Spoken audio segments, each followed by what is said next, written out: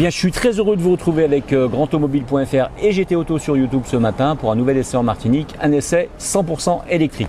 Après l'hybride et l'hybride rechargeable, voici la version 100% électrique donc de la Kia Niro. De quoi parfaire et marquer du sceau de la marque d'après le constructeur coréen en matière d'électrification. La voiture électrique, il y a ceux qui la promettent et ceux qui agissent, qui a fait assurément partie des rares constructeurs répondant à ces deux tendances. Emilio Herrera, l'ancien patron de Kia Belgique, devenu le boss européen de la marque, y voit d'ailleurs une formidable opportunité de croissance dans les 2 ans à venir. Il ne s'agit plus d'une question d'image mais de volume de vente, affirme-t-il. Dès 2020, donc depuis l'année dernière, eh bien, la marque espère vendre 40 000 voitures 100% électriques en Europe. Départ du Lamentin pour un essai tout électrique.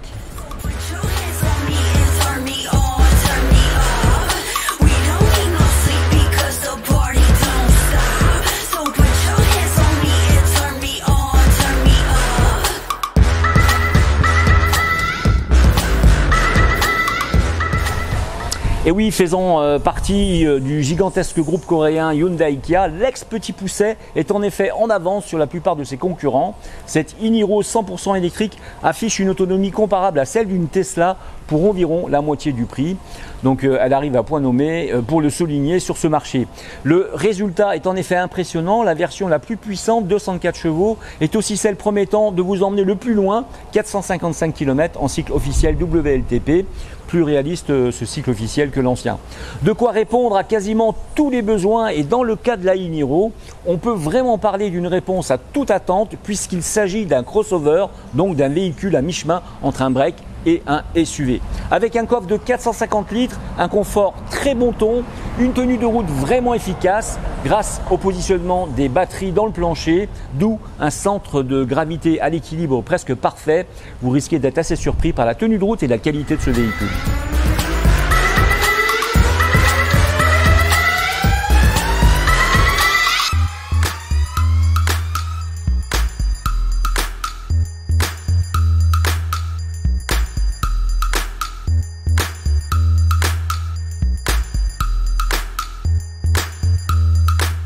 Extérieurement, le e-Niro se distingue de la famille Niro par la face avant et sa calandre fermée, couleur carrosserie, les prises d'air redessinées et les nouveaux feux diurnes à LED en forme de flèche se conjuguent aux moulures de couleur bleue anodisée, marquant l'exclusivité de ce modèle.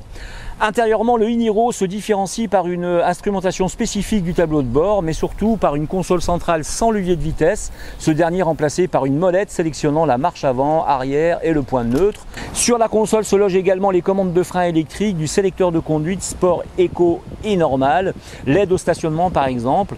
Et bien que le plancher soit relevé de 3 cm, l'espace pour les 5 passagers demeure identique comme le volume du coffre.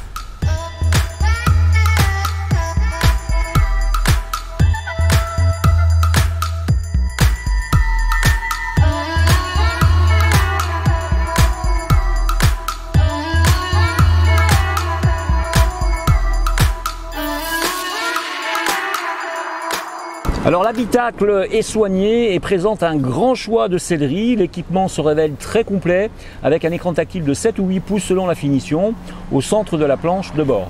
Il affiche la navigation avec service connecté en option permettant de localiser entre autres les stations de recharge. Il sert également de caméra de recul.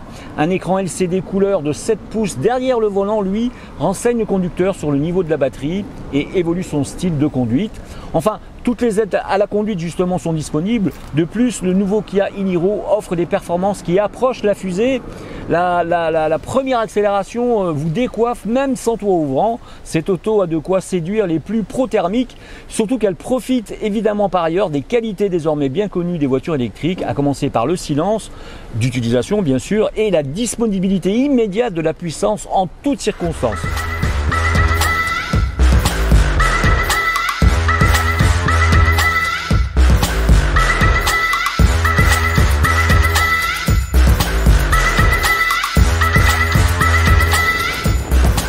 À mon goût, la voiture étant surélevée de 25 mm, la position de conduite s'avère un petit peu haute, mais cela va sans doute plaire à la jante féminine, sûrement, car particulièrement sur nos îles, elles aiment cette position qui permet une vraie sécurité. Sans parler des montées qui s'avalent avec un freinage obligatoire arrivé tout en haut.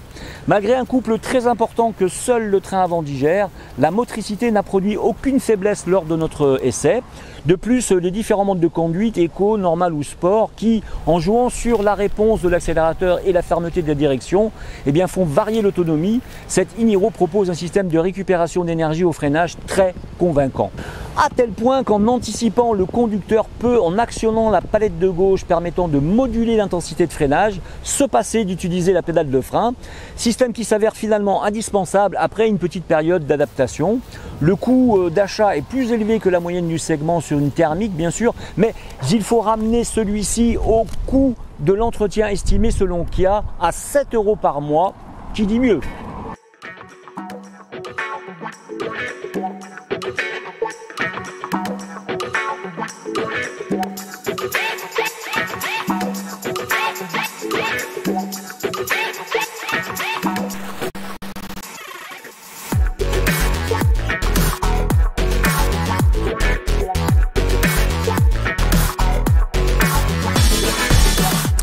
Bien sûr, il faut aborder le problème de la charge et de la recharge de votre véhicule électrique.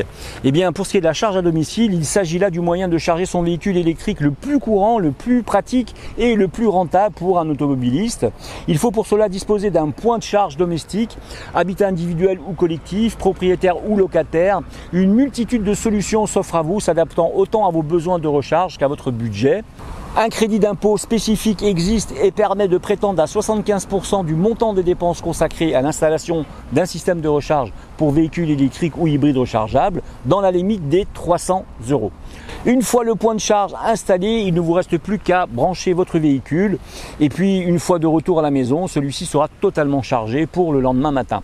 Concernant la charge au bureau, eh bien de plus en plus d'entreprises proposent désormais des stations de charge sur leur site à leurs employés. Celles-ci font généralement l'objet de subventions publiques, la prime à devenir par exemple, et donnent lieu à des dégrèvements fiscaux. Cela est une excellente nouvelle pour des millions de conducteurs de véhicules électriques à travers le monde, des milliers en Martinique qui peuvent ainsi charger leur véhicule sur leur lieu de travail pendant la journée.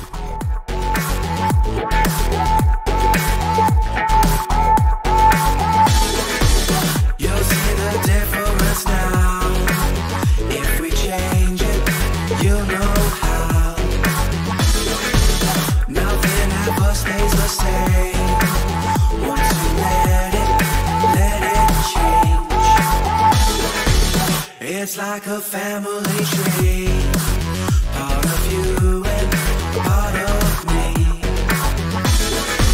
And if we should separate, go your own way, I won't wait. Et bien pour ma part, je vous donne rendez-vous sur grandautomobile.fr et GT Auto sur YouTube. N'oubliez pas de vous abonner sur cette chaîne télé aux 1 700 000 vues car elle vous permet d'avoir toutes les semaines nos 2 essais réalisés en Martinique, bientôt en Guadeloupe et surtout bientôt en métropole. Je vous remercie donc, n'oubliez pas d'aller voir la fiche technique, les tarifs et notre avis sur cette nouvelle INIRO et n'oubliez pas non plus son autonomie qui est quand même exceptionnelle, 455 km. A très vite pour un nouvel essai. Bring the funk back.